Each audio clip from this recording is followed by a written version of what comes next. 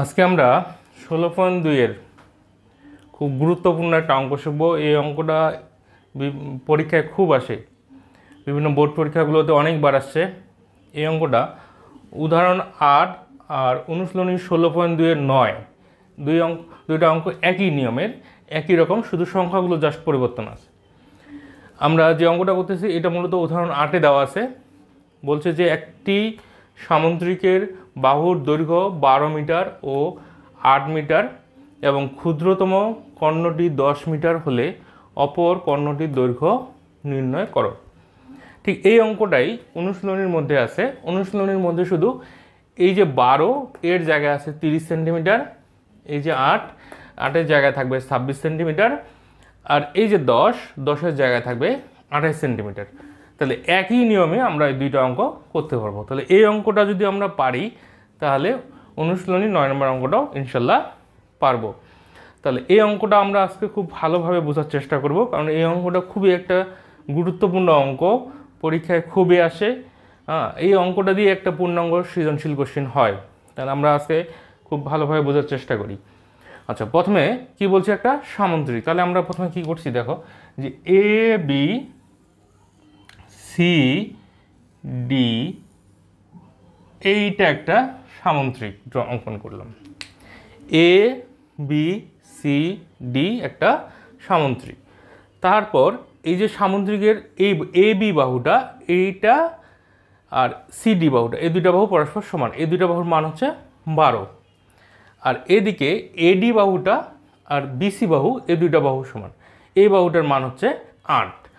আর এই যে বিডি, এটা হচ্ছে ক্ষুদ্রতম কর্ণ, এটার মান হচ্ছে 10। আমাদের বের করতে বলছে কি অপর কর্ণটি, তার মানে কোনটা বের করতে বলছে, এসি বাহুর দৈর্ঘ্যটা বের করতে বলছে। তার মানে এসিটাই হচ্ছে আমাদের অপর কর্ণ। তাহলে আমরা এটা কি বলবো, ছবিটা দেখে বলে ফেলবো, যে বলবো যে এ বি সি ডি একটি সামুদ্রিক। এ বি কে এ ধরছি, এ বি ইকুয়াল 12 মিটার। এডিটাকে ধরছি সি ইকুয়াল 8 মিটার। বিডিটাকে ধরছি বিডি ইকুয়াল হচ্ছে 10 মিটার। এখন বি ইকুয়াল 10 মিটার। তারপর আমরা করলাম কি, এই যে ডি ও সি, এই ডি ও সি বিন্দু থেকে এ বি এর উপর এবং এ বি এর বর্ধিতাংশের উপরে দুটো লম্ব অঙ্কন করছি। একটা লম্বের নাম দিছি হচ্ছে ডিএফ, আর একটা লম্বের নাম দিছি সিই। এই বর্ধিতাংশ অর্থাৎ বিই এই বর্ধিতাংশের উপর একটা লম্ব অঙ্কন করছি সিই। তাহলে এখন আমরা খেয়াল করে দেখি যে এ বি ডি এই যে অংশটা, এটা একটা কি ত্রিভুজ, এবং এই ত্রিভুজের তিনটা বাহুর দৈর্ঘ্যই আমাদের জানা আছে। অর্থাৎ এ বি বাহুটার দৈর্ঘ্য জানা আছে, এডি বাহুটার দৈর্ঘ্য জানা আছে, বিডি বাহুটার দৈর্ঘ্য জানা আছে। ত্রিভুজের তিনটা বাহুর দৈর্ঘ্য জানা থাকলে আমরা ওর ক্ষেত্রফলটা বের করতে পারি।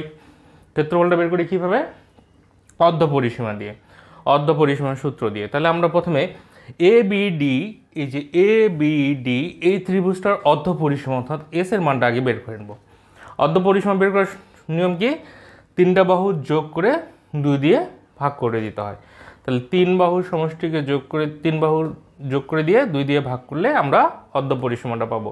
তাহলে এই তিনটা যোগ করলে এখানে 30-কে 2 দিয়ে ভাগ করলে 15 মিটার।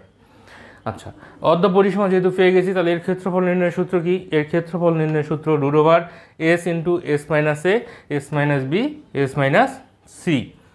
তাহলে এখানে এস এর মানটা বসাই দিলাম 15, এস এর মান হচ্ছে 12, এস এর মান 15, বি এর মান 10, এস এর মান 15, সি এর মান 8।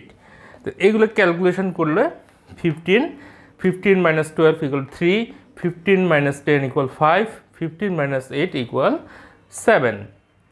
সবগুলো মাল্টিপ্লাই করলে আমরা পাবো হচ্ছে 1575। এটাকে রুট করলে আমরা পাবো 39.68 বর্গ মিটার। এটা কার ক্ষেত্রফল পাইলাম, এটা ক্ষেত্রফল পাইলাম এ বি ডি এই ত্রিভুজটার ক্ষেত্রফল। এখন এই ত্রিভুজটার আরেকটা আমরা ক্ষেত্রফল বের করতে পারি। আচ্ছা, আমরা এখন এই ত্রিভুজটার আরেকটা ক্ষেত্রফল বের করার চেষ্টা করি। এই ত্রিভুজটাতে দেখো একটা ভূমি আছে, ভূমি হচ্ছে এ বি, আর একটা কি আছে উচ্চতা, উচ্চতা একটা কি ডিএফ। তাহলে আমরা আবার বলতে পারি যে ত্রিভুজ এ বি ডি এর ক্ষেত্রফল ইকুয়াল টু আমরা লিখতে পারবো হাফ ভূমি গুণন উচ্চতা। ভূমি কত এ বি, উচ্চতা ডি এফ। তাহলে এটা এই যে ক্ষেত্রফলটা পাইছি এটা কার ক্ষেত্রফল, এই এ বি ডি ত্রিভুজের ক্ষেত্রফল, এই ডি, আর এইখানেও এটাও হচ্ছে ওই ত্রিভুজটারই ক্ষেত্রফল। তাহলে আমরা এখন লিখতে পারবো যে হাফ এ বি মানে কত 12 equal to D F equal two এই যে ক্ষেত্রফলটা 39.68। এখান থেকে এটা কেটে গেল 6, তাহলে এখানে কত পেলাম 6 ডি এফ ইকুয়াল টু 39.68। তাহলে D F equal to 39.68 by 6। তাহলে ডিএফ এটাকে যদি আমরা ক্যালকুলেটর দিয়ে ক্যালকুলেশন করি তাহলে পাবো হচ্ছে 6.61। আচ্ছা, এটা কার ভ্যালু বের হলো এর ডিএফ। তাহলে এই লম্বের ভ্যালুটা আর এই যে লম্ব সিএফ এই দুইটা ভ্যালু পরস্পর সমান। তাহলে আমরা বলতে পারবো যে DF equal to C E equal to 6.61 metre. এখন আমরা এই ত্রিভুজটা একটু খেয়াল করি বিসিই, এই ত্রিভুজটা খেয়াল করলে দেখতে পাবো যে এই বাহুটার দৈর্ঘ্য আমরা অলরেডি পাইলাম 6.61। তাহলে এইটুকু দৈর্ঘ্য আমরা জানি না। আচ্ছা, এই ত্রিভুজটা একটা কি ত্রিভুজ হবে, এটা অবশ্যই একটা সমকোণী ত্রিভুজ, যেহেতু এখানে আমরা একটা লম্ব অঙ্কন করছি। তাহলে আমরা বলি যে ত্রিভুজ বিসিই হতে পাই পিথাগোরাসের উপপাদ্য অনুসারে আমরা কি লিখতে পারবো, অতিভুজ স্কোয়ার ইকুয়াল টু লম্ব স্কোয়ার প্লাস ভূমি স্কোয়ার। তাহলে আমরা এটাই লিখি যে BE square plus CE square equal to BC square. এই বিই স্কোয়ার, এই বির ভ্যালুটা আমরা জানি না, তাহলে BC square minus CE square. তাহলে বিসি মানে কত পাইছি আমরা 8, তাহলে 8 স্কোয়ার মাইনাস সি কত পাইছি 6.61 স্কোয়ার। আচ্ছা, এখন আমরা এটা যদি ক্যালকুলেটর দিয়ে করি তাহলে এখানে পাবো 64 মাইনাস 43.69। তাহলে আচ্ছা, এটা যদি আমরা মাইনাস করি, মাইনাস করলে পাবো 20.31। তাহলে বিই এটা কি আমরা রুট করে দেবো, তাহলে 20.31। এটাকে যদি আমরা রুট করি, রুট করলে আমরা কত পাবো, রুট করলে আমরা পাবো 4.5 মিটার। তাহলে আমরা এই যে বিই এটুকু পাইলাম হচ্ছে 4.5 মিটার। এখন আমাদের এই অঙ্কটাতে বের করতে হবে কি এসি এর দৈর্ঘ্যটা বের করতে হবে। আচ্ছা, এটা বের করার জন্য আমরা একটু ক্লিয়ার করে নিই, সবগুলো মান আমাদের রেডিয়াস। আমরা এখন খেয়াল করে দেখি যে এইসি এটা একটা ত্রিভুজ হয়েছে। আচ্ছা, আমরা আবারও দেখি যে এ সি ই এইটা একটা সম্পূর্ণ ত্রিভুজ। আবার দেখো এ সি ই এটা একটা ত্রিভুজ। তাহলে ত্রিভুজটার নাম কি হচ্ছে, ত্রিভুজটার নাম হচ্ছে এ সি ই। এই ত্রিভুজটার মধ্যে আমাদের বের করতে হবে কার ভ্যালুটা এসি, আর এই ত্রিভুজটা অবশ্যই একটা কি ত্রিভুজ, সমকোণী ত্রিভুজ। তাহলে এই এ সি ই হতে পাই কি পাবো আমরা, এটা অবশ্যই যেহেতু সমকোণী ত্রিভুজ তাহলে পিথাগোরাসের উপপাদ্য অনুসারে করব। পিথাগোরাসের উপপাদ্য কি বলছে, এসি স্কোয়ার ইকুয়াল টু এ ই স্কোয়ার প্লাস সিই স্কোয়ার এর মধ্যে দেখো যে এ বি এইটুকুর একটা মান আছে আর এটুকুর একটা মান আছে।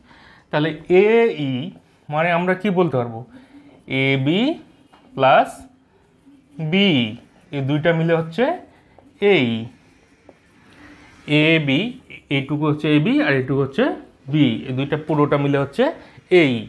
তাহলে এইখানে এ বি 12, এই 4.5 whole square plus C 6.61 whole square.